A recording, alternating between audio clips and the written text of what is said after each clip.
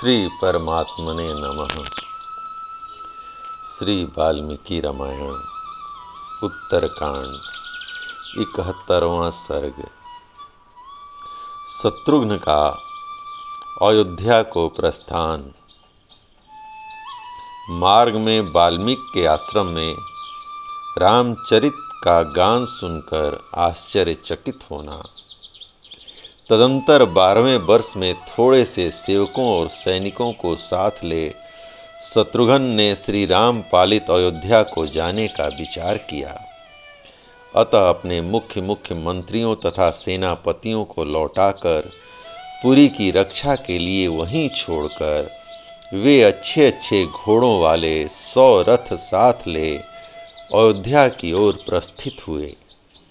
महायशस्वी रघुकुल नंदन शत्रुघ्न यात्रा करने के पश्चात मार्ग में 7-8 परिगणित स्थानों पर पड़ाव डालते हुए वाल्मीकि मुनि के आश्रम पर जा पहुँचे और रात में वहीं ठहरे।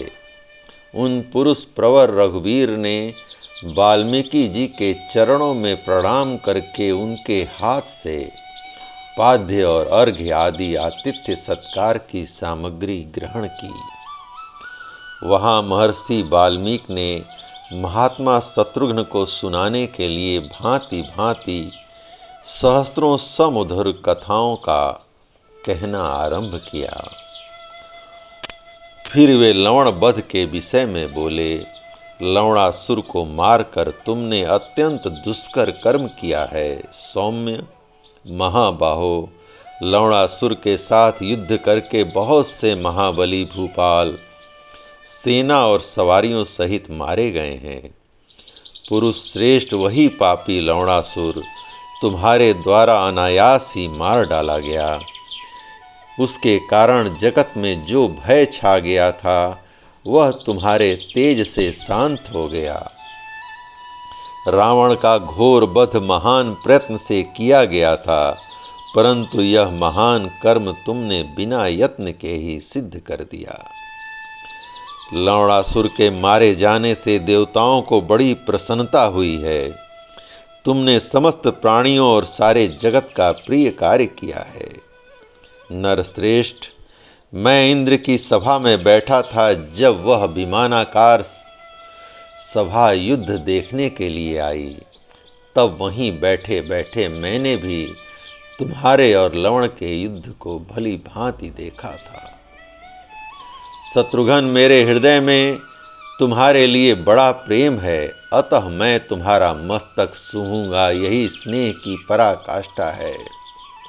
ऐसा कहकर परम बुद्धिमान वाल्मीकि ने शत्रुघ्न का मस्तक सूंघा और उनके तथा उनके साथियों का आतिथ्य सत्कार किया। नरश्रेष्ठ शत्रुघ्न ने भोजन किया और उस समय श्री रामचंद्र जी के चरित्र का क्रमशः वर्णन सुना, जो गीत की मधुरता के कारण बड़ा ही प्रिय एवं उत्तम जान पड़ता था। उस बेला में उन्हें जो रामचरित सुनने को मिला वह पहले ही काव्यबद्ध कर लिया गया था। वह काव्य गान वीणा की लय के साथ हो रहा था। हृदय, कंठ और मूर्धा इन 3 स्थानों से मद्र, मध्यम और तार स्वर के भेद से उच्चारित हो रहा था।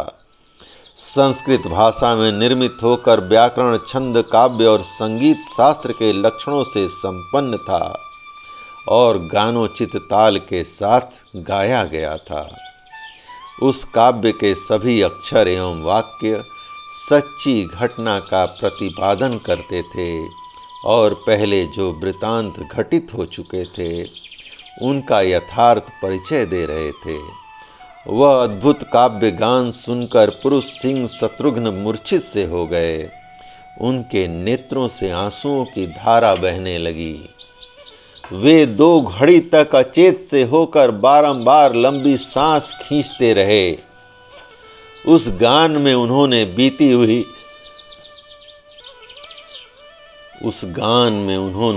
हुई बातों को वर्तमान की भांति सुना।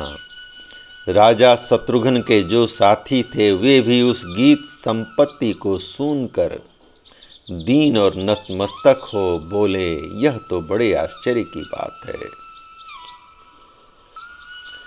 शत्रुघ्न के जो सैनिक वहां मौजूद थे वे परस्पर कहने लगे, यह क्या बात है, हम लोग कहाँ हैं? यह कोई स्वप्न तो नहीं देख रहे। जिन बातों को हम पहले देख चुके हैं उन्हीं को इस आश्रम में ज्यों की त्यों सुन रहे हैं। क्या इस उत्तम गीत बंद को हम लोग स्वप्न में सुन रहे हैं? फिर अत्यंत विस्मय में पढ़कर वे शत्रुघ्न से बोले, नर श्रेष्ठ, आप इस विषय में मुनिवर वाल्मीकि जी से भली भांत पूछें। शत्रुघ्न ने कौतूहल से भरे हुए उन सब सैनिकों से कहा, मुनि के इस आश्रम में ऐसी अनेक आश्चर्यजनक घटनाएं होती रहती हैं, उनके विषय में उनसे कुछ पूछताछ करना हमारे लिए उचित नहीं है। कौतूहल बस महामुनि वाल्मीकि से इन बातों के विषय में जानना या पूछना उचित न होगा। अपने सैनिकों से ऐसा कहकर रघुकुल नंदन शत्रुघ्न महर्षि को प्रणाम करके अपने खेमे में चले गए। जय राम जी की। इस प्रकार श्री वाल्मीकि निर्मित आर्ष रामायण आदि काव्य के उत्तरकांड का 71वां सर्ग प्रभु श्री राम की कृपा से पूर्ण हुआ। जय राम जी की।